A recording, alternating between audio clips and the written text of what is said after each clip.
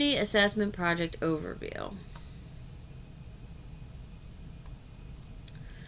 So, in summary, we started this project of assessing our communities in community nursing 1, carried that project over to community nursing 2, chose to target the young adult audience as they tend to be more at risk for weight gaining behaviors.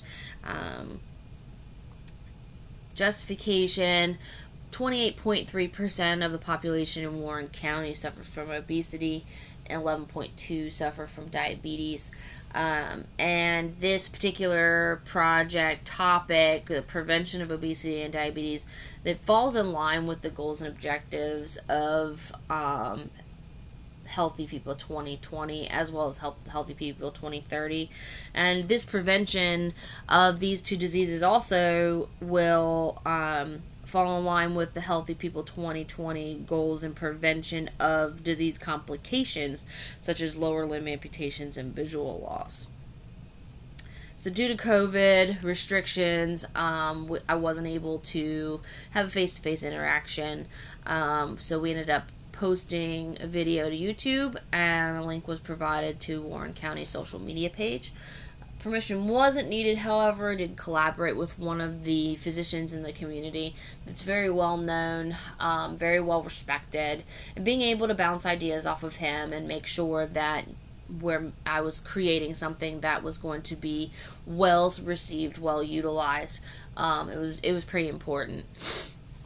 The video and PowerPoint presentation was utilized, as well as the infographic.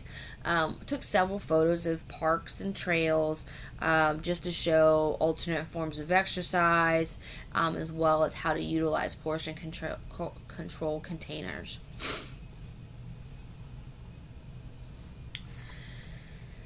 Major factor in obesity and diabetes prevention includes weight loss, so this can't be evaluated in the short term. A survey could be created for those who did view the YouTube link, assessing those 4 lifestyle changes. Should represent positive outcomes within 6 months, such as a 1 to 2 pound weight loss weekly. It's proven to be safe, effective, and successful for long-term management and maintaining weight once reaching a goal weight. Surveys should show that increasing exercise and calorie expenditure by participating in 150 minutes of exercise weekly, and then successful lifestyle changes by proof of understanding that weight loss has been achieved. The program doesn't end. It is a lifestyle change, not a diet. So I utilized a webcam to put a face with a voice. Research shows that webcams, utilizing that, you're not just going to be another voice over a PowerPoint. You humanize yourself. You show the people that you have a great interest in what you're presenting. I'm most satisfied with the examples created with the portion controls and taking photos of the parks and trails for alternative forms of exercise. Obviously, this whole not being able to do face-to-face, I wanted to be able to have a question and answer phase. I wish I had planned a Zoom meeting further in advance. It just totally, I'm most least satisfied with the fact that I didn't think of creating a planned meeting via Zoom. I think that would have been a great utilization of the video at the end. I did enjoy the research, creating eye-catching slides, creating the portion control example. So it's comparing those statistics I talked about earlier. So in the state of Virginia, in comparison, the percentages for obesity, but comparing to percentages in Warren County, are only off by minimal numbers. It's still 28.5%. Percentage with diabetes is a little bit greater, 14.1%. National statistics, 28.4% and 13%. So from a personal perspective, the knowledge of obesity and diabetes, it hasn't really changed for me. This is an ongoing, ever-evolving learning experience, because it's so prevalent with the patients that I see. I did learn that the best target audience for education on prevention is young adults who are more at risk for weight gaining behaviors, which will set them up set themselves up for being at risk for obesity and diabetes in the later years.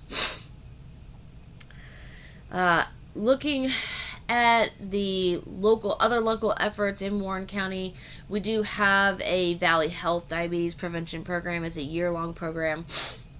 They meet weekly for the first 6 months, and then after that they start to taper down to make sure that these participants have their independence, they're functioning on their own. The downfall to that is that they have limited space for participants.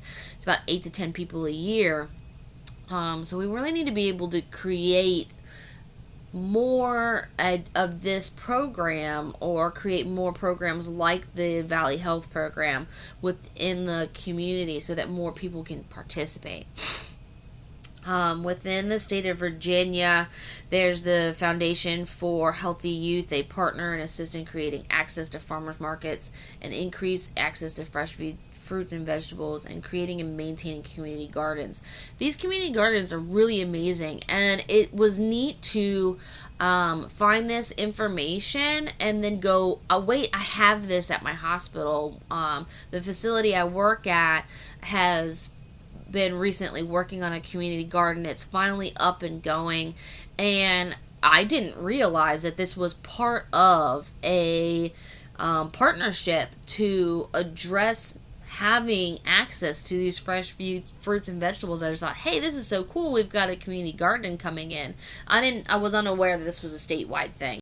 So that was pretty amazing to see that and research and just find it. Also, the Virginia State University is partnering with national efforts in prevention of diabetes, such as the Prevent T2 program, which is an extension of the National Diabetes Program, and that's led by the CDC. And they do also recommend lifestyle changes. Because prevention of diabetes go hand in hand, preventing one prevents the other. We talked about the 4 lifestyle changes. Those align with the Healthy People 2030 goals. Prevention by adoption of these lifestyle changes will assist in decreasing the percentage amount of people with obesity and diabetes. It's also going to prevent the complications. And so the complications that go along with that can be lower limb amputations, blindness, high blood pressure, cardiovascular disease, things of that nature. All of these things that we're preventing did align with Healthy People 2030 goals. Other goals within Healthy People 2030 that go over the same topic of diabetes and obesity include changing nutrition and goals for increasing physical activity. So, assuming that this project creates a successful group of individuals who want to make a change in their lives and not just a quick fix, it needs to be monitored over time. Adapting these lifestyle changes will assist in decreasing new occurrences within the community. And as I said in the slide before, it's going to decrease risk for complications, blood pressure, high blood pressure, kidney failure, cardiovascular issues, and blindness. When we don't have these diseases or these disease processes, obviously we're going to save our patients time, we're going to save our patients money from needing to see specialists for doctor's appointments.